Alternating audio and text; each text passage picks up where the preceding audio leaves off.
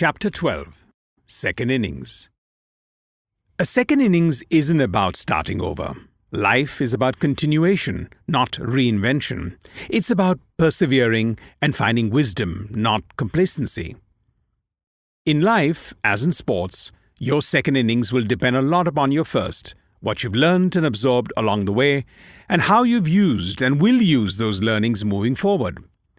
The mistaken assumption, though, is that a second innings can only be meaningful if you've left a mark or created wealth in your first. Absolutely not. Maybe your first innings didn't end the way you planned. Perhaps setbacks forced you to move away from your pet project or business. Maybe you were on the brink of bankruptcy with nothing to show for all the work. You may have spent the last 2 years recovering from a crippling illness and that left you far behind on the career ladder, only to start again because you have the drive to succeed. You may have spent the last 2 years recovering from a crippling illness that left you far behind on the career ladder, only to start again because you have the drive to succeed. Or maybe your second innings is just starting as, after 10 great years as a professional, you're ready to take the plunge into something of your own. I hear quite often that second innings are only for those past 45. Untrue. Some of you reading this book and preparing for the next act in life may only be in your 30s. A second innings is a bookmark or a cornerstone, nothing more. In life, unlike in cinema or sports, there is no scheduled interval. Rather, life is seamless, often enigmatic, full of crossroads and switchbacks. And if you look for it, the time to introspect. Why do I consider the present juncture in life as my second innings? After all, I've had many twists and turns in my entrepreneurial journey over the years. However, I don't consider those endeavors different from one another. As I moved on, I realized they were all individual panels on the same enormous patchwork quilt. I was fortunate to be a part of the creation of a media and entertainment company. I'm proud to have been part of many businesses that helped build and shape a nascent industry in India and in the process impact younger generations.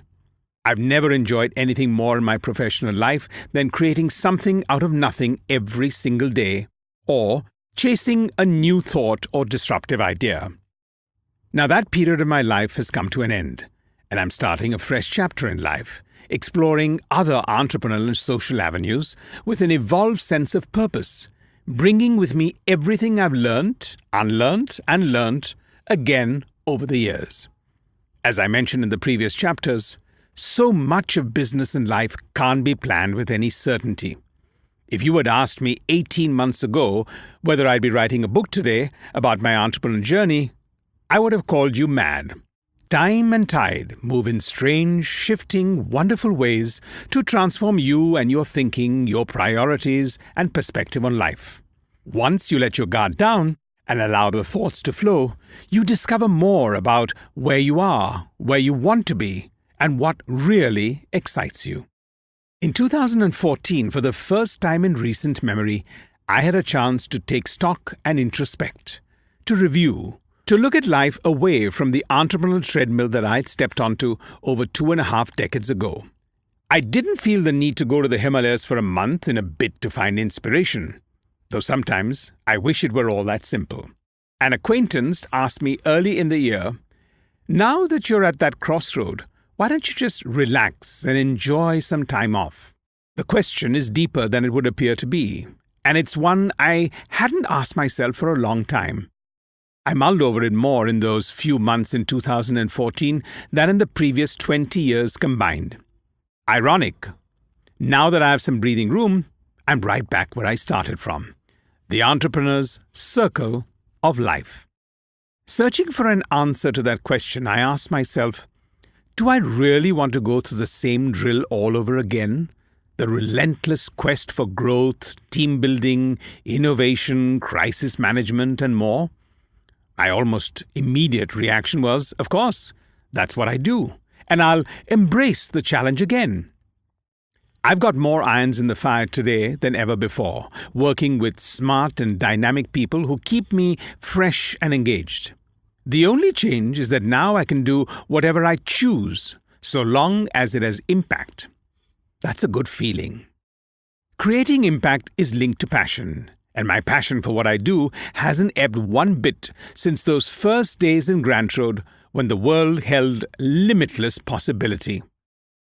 In fact, if pressed, I would say that it has only ramped up.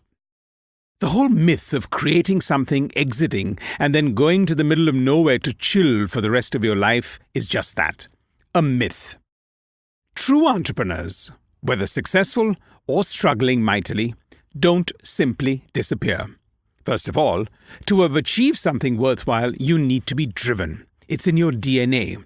So when one chapter ends, it's on to the next big or small thing, a chance to recapture that incomparable feeling of conquering the world one more time.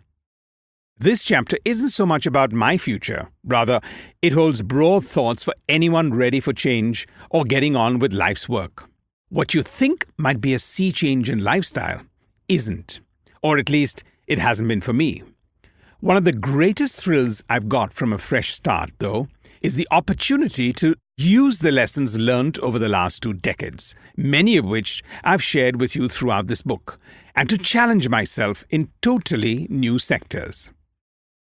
My 6-odd years of partnership with the Walt Disney Company, followed by the 2 years of professional engagement with the company as the managing director of the combined Disney UTV India, was an incredible learning experience and a great source of inspiration for me.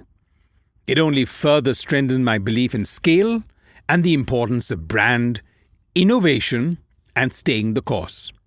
My relationship with Andy Bird, the chairman of Disney International, started with that eventful call, an offer to buy Hungama, and he has been an incredible colleague and mentor both to me and UTV for the years he sat on the company's board of directors.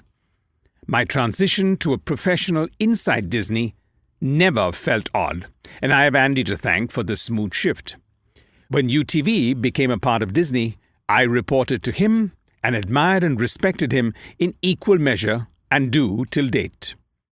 Around the middle of the second year, though, I questioned myself deeply about whether I was indeed the right candidate and professional to lead Disney's agenda in India for the next 5 years and more. When I couldn't answer the question in the affirmative, I began approaching the agonizing decision of letting go of the industry and moving on. This was one of the most difficult decisions of my career, coming quick on the heels of my exit just a year before from UTV, a business that I had built from the ground up for over 2 decades with an amazing team, many of whom, I'm pleased to say, are in great places in the industry. Sometimes I wonder which was the tougher and more painful decision, selling my stake in UTV and taking on a role in a larger company, or the final call to move entirely out of the industry I had lived and breathed in for most of my adult life. I don't have an answer, at least not a simple one. But Bob Iger, the chairman and CEO of Disney, made my decision easier to take with his farewell mail to me. Bob is a leader in every sense, with all the personal traits that define great leadership, a deep respect for people, and the capacity to empower them and give them independence, a collaborative and creative spirit, inspirational to the core, being proactive and leading from the front, and remaining a top-notch thinker and strategist.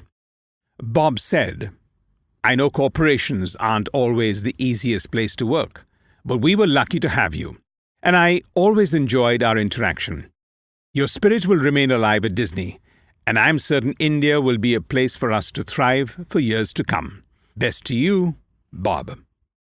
"You and I have some things in common," Bob told me once on a plane ride.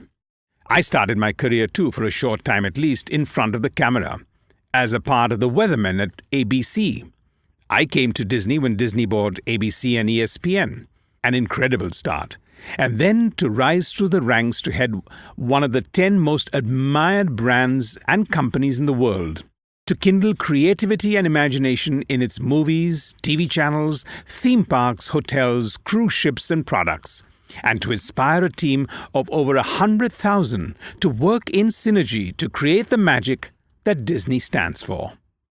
All these successes place Bob Iger in a league of his own as a leader. Since I have the luxury of being choosy at this point in my life, I want to ensure that whatever I do in my second innings is disruptive in the extreme and has some life-changing impact. In the last year, I've been working on many initiatives outside of our deep commitment to our Swadesh Foundation. And one clear example of this is Kabaddi. Known to all South Asians, Kabaddi is an ancient sport played in local clubs for the last century, most notably perhaps in a demonstration at the 1936 Olympics, without ever getting its moment in the sun. As it happens, the short, fast-paced game makes for great television viewing. I was traveling overseas when Zarina, seated at a private dinner at the same table as the Mahindra Group's Anand Mahindra, learnt of his passion for Kabaddi and his interest in establishing a league. I'm sure Ronnie will love the idea. He enjoys a good challenge and siding with the underdog, she told Anand. Sounds like it's right up his alley. When she told me about the conversation that night over the phone, I jumped at the chance. Before I even got back, I was on the phone with Anand. One thing led to another. Since we were the first to say yes to a team and a league, we bagged Mumbai. As the league took place, we chose a name for our new sports division, U Sports. That was the easy part, in the same way I'd chosen UTV and Unilaser before. And our team, U Mumba for Mumbai. The city was originally called Mumba.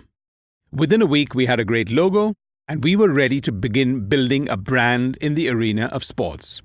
So it came to be, a team was created and a sport put on the cultural map. Kabaddi is an exciting and fun part of my new innings. Make no mistake, this serious business initiative is all about the game and the remarkable talent behind it. 8 team owners and teams, the league's promoters, and Star TV focus the national spotlight on an age-old sport with the aim of getting a nation to play it along every street corner and for the next generation to adopt Kabaddi as its own.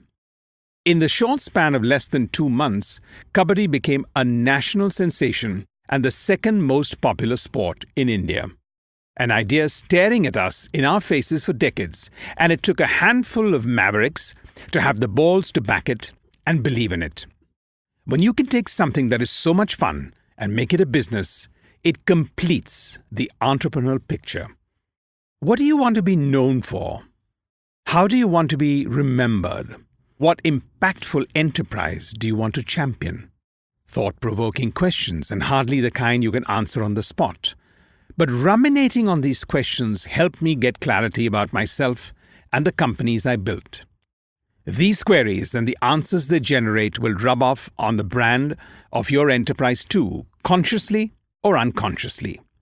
Give them some thought. But also know that the answers are not cast in stone. They can and will change as you evolve. But it's great to have a pin on them always, no matter what age and stage of life you're in.